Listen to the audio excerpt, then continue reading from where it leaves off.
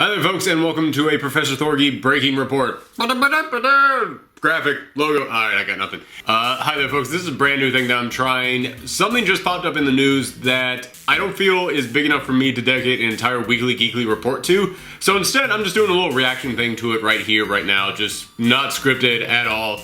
Same as all my other videos. But I just wanted to comment on the Jared Leto Joker has finally been revealed. We've been hearing about it for a long time. We've been getting tweets, we've been hint images for the longest time. I don't think anybody saw this coming. Wow, this is surprising. I mean, for the longest time we were getting hints that it was going to be based on The Dark Knight Returns. Like, we kept getting all these little tweets that, oh, his hair's growing kind of longer, just like it was in Dark Knight Returns. Oh, he's been working out, he's looking bigger, just like the Joker was in Dark Knight Returns. And also, you know, Man of Steel versus Batman, whatever it's called, Batman v Superman, is supposed to be partly based on Dark Knight Returns as well. So we were all like, okay, it's gonna be the Dark Knight Returns version of the Joker, which I was always kind of opposed to, because the Dark Knight Returns Joker doesn't work outside of Dark Knight Returns.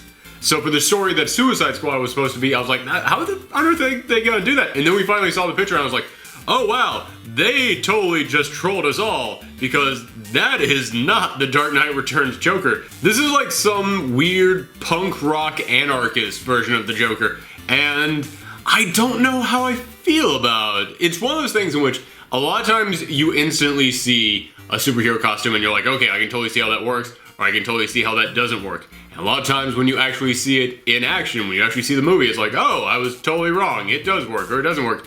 I can actually see how this one could work and could not work. Like, I really like the face.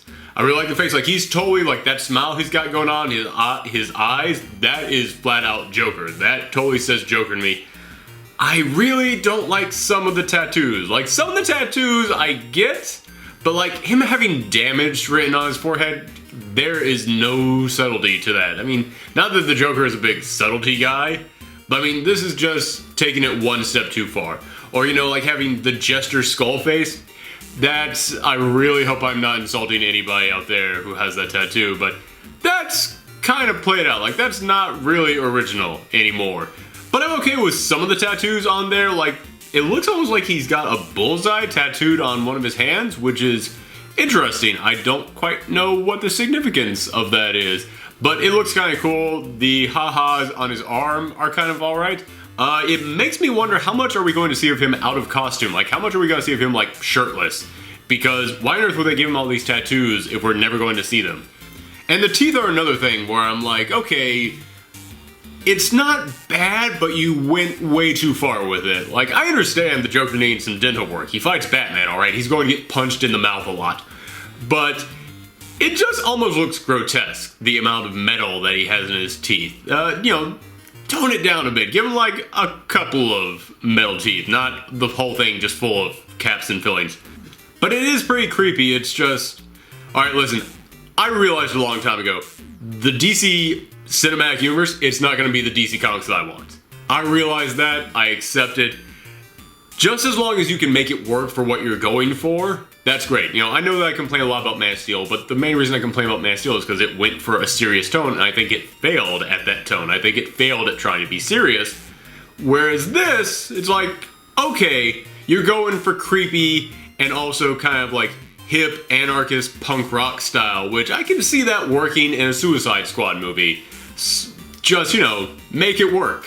I mean, don't get me wrong, go for extremes. It's Suicide Squad after all, but that's the thing about going for extremes. Everybody thinks, okay, if we want to go for extremes, just push it as far as we can. But no, there's a delicate tightrope walk when it comes to going to the extremes, because when it comes to going to extremes, there's that sweet spot. And if you go just a little bit further past that sweet spot, then you look stupid. And this doesn't look stupid to me. This looks like it could actually work, but at the same time, put in the wrong hands, I can totally see how this would just be too much.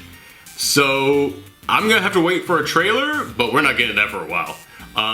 So for now, I'm intrigued. I'm very interested. Alright, Suicide Squad, you are on my radar now. I'm officially looking forward to you, or officially looking forward to more news from you. So yeah, thanks everybody, and if you'd like to see me do more like breaking news report things like this, then let me know. It would mean I'd be able to get a lot more videos out there, but they'd be not quite as polished, and I would sound kind of like a babbling moron. But if you are down with that, then hey, let me know in the comments below. So thanks everybody.